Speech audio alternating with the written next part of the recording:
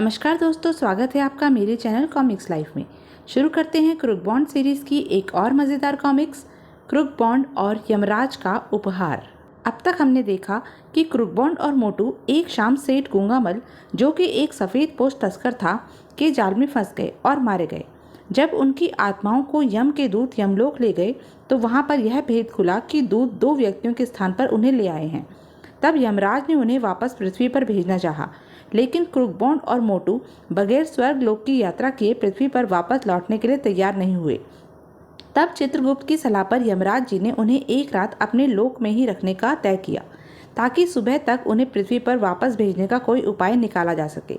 लेकिन crook bond और मोटू उसी रात यमराज के दूतों और प्रहरियों को चरस पिलाकर बेसुध कर यमलोक से भाग निकलने में सफल हो गए।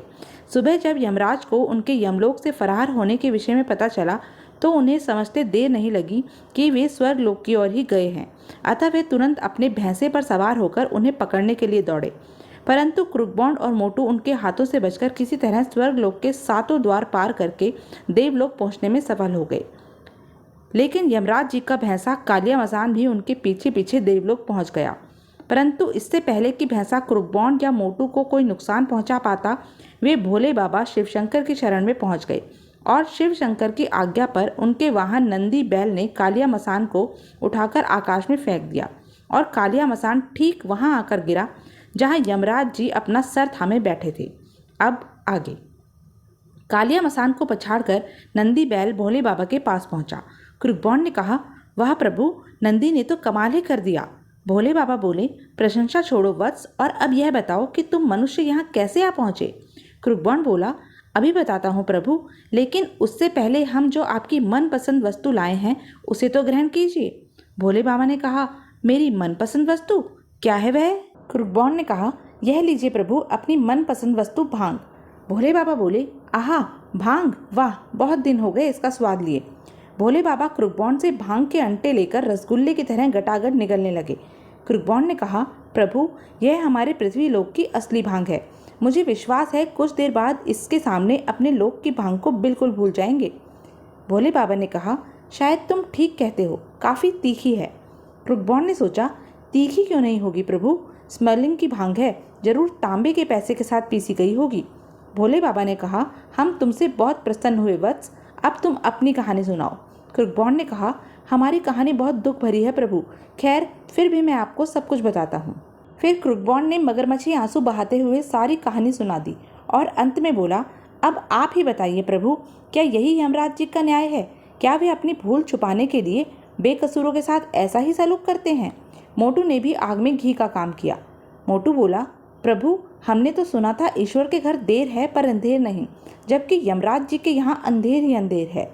अब तक भोले बाबा के सर पर भांग अपनी तरंग जमा चुकी थी। उस पर क्रूक बॉन्ड और मोटू के कटाक्ष दोनों ने मिलकर भोले बाबा के क्रोध को भड़का दिया। भोले बाबा ने कहा, यमराज अपने अधिकार का इतना गलत उपयोग करेगा, यह हमने सोचा भी नहीं था। उस धूर्त लापरवाह को उसकी भूल की सजा हम अवश्य देंगे। नंदी, तुरंत प्रकट हो। नंदी ने कहा, जो आज्ञा प्रभु। अगले ही पल नंदी ने कहा, मेरे लिए क्या आज्ञा है प्रभु? भोले बाबा बोले, इसी समय यमपुरी जाओ और यमराज को हमारे पास लेकर आओ। नंदी ने कहा, जो आज्ञा प्रभु। नंदी उसी समय वहां से यमलोक की ओर उड़ गया। तत्पश्चात क्रूक बॉन्ड ने कहा, आप धन्य हैं प्रभु, जैसा आपके विषय में सुना था हमने वैसा ही आपको पाया। लेकिन हमारे मामले में केवल यमराज जी ही अकेले दोषी नहीं हैं, बल्कि अन्य देवगण भी दोषी हैं, जो इतना अहम और महत्वपूर्ण कार्य अकेले यमराज जी को सौंपकर निश्चिंत होकर बैठ गए। भोले बाबा ने कहा, हम जानते हैं वत्स, ठहरो, हम अभी उनका ध्यान इस ओर आकर्षित करते हैं। उन्हें भी यमराज की इस भूल का जवाब देना होगा और तुम्हारे साथ जो अन्याय हुआ है उसका नुकसान भुगतना होगा। कहने के साथ ही भोले बाबा क्रोध और भांग की पिनक में तांडव नृत्य करने लगे। क्रूक बॉन्ड ने कहा, बन गया काम, अब स्वर्गलोक में हंगामा मच जाएगा। मोटू बोला, लेकिन बॉन्ड भैया, भोले बाबा अत्यधिक क्रोध में आ चुके हैं, यदि उन्होंने तीसरी आंख खोल दी तो? क्रूक बॉन्ड ने कहा, तो क्या, बस तीनों लोकों में प्रलय आ जाएगी और पूरा ब्रह्मांड समाप्त हो जाएगा। मोटू बोला, फिर हमारा क्या होगा बॉन्ड भैया, हम भी तो मारे जाएंगे। क्रूक बॉन्ड ने कहा, अरे मूर्ख, क्यों बार बार मरने की बात कर रहा है? भोले बाबा की शरण में रहते हुए हमारा बाल भी बांका नहीं होगा और हम दोनों तीनों लोकों में आनंद से अपना जीवन व्यतीत करेंगे। क्योंकि पूरे ब्रह्मांड के नष्ट होने के पश्चात किसी भी लोक में ना कोई राजा होगा और ना कोई प्रजा। मोटू ने कहा, वाह बॉन्ड भैया, यह तो मैंने सोचा ही नहीं था। वाकई तुमने बहुत दूर की सोची है। भोले बाबा का नृत्य शनै शनै भयानक रूप धारण करता जा रहा था और फिर एक समय ऐसा भी आया जब वे जिस तरफ पांव मारते उस तरफ की धरती झुक जाती। मोटू और क्रुकबॉन्ड बोले, अरे बाप रे, उफ, प्रभु तो देवलोक को झूले की तरह ऊपर नीचे करने लगे हैं। शीघ्र ही भोले बाबा के भयंकर तांडव नृत्य से स्वर्गलोक में हंगामा मच गया। देव ऋषि ने कहा, यह अचानक देवलोक में भूचाल कैसे आया? ओह, समझा, शायद भोलेनाथ किसी कारणवश क्रोधित हो उठे हैं। उस समय देवगणों का दरबार लगा हुआ था, जिसका संचालन स्वयं श्री विष्णु भगवान कर रहे थे। उनके भी सिंहासन यकायक बुरी तरह डोल उठे। देवगण बोले, ओह, यह क्या? ऐसा लगता है जैसे प्रलय होने वाली है।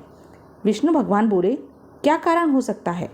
तभी नारद जी वहां पहुंचे और बोले, नारायण नारायण नारायण। विष्णु भगवान ने कहा, ओह देवऋषि। ब्रह्मा जी बोले, नारद जी, कृपया आप ही बताइए, यह देवलोक अचानक क्यों डोलने लगा? आज से पहले तो कभी ऐसा नहीं हुआ। नारद जी ने कहा, नारायण नारायण, मुझे पूरा विश्वास है कि ऐसा बाबा भोले शंकर के क्रोध के कारण हो रहा है। देवगण बोले, लेकिन क्यों? हमसे ऐसी क्या भूल हुई जो वे क्रोधित होकर पूरे देवलोक को उलट देने पर तुल गए हैं? भगवान विष्णु ने कहा, उनके क्रोध का क्या कारण हो सकता है मुनिवर? नारद जी ने कहा, कारण तो स्वयं भोलेनाथ ही बता सकते हैं प्रभु।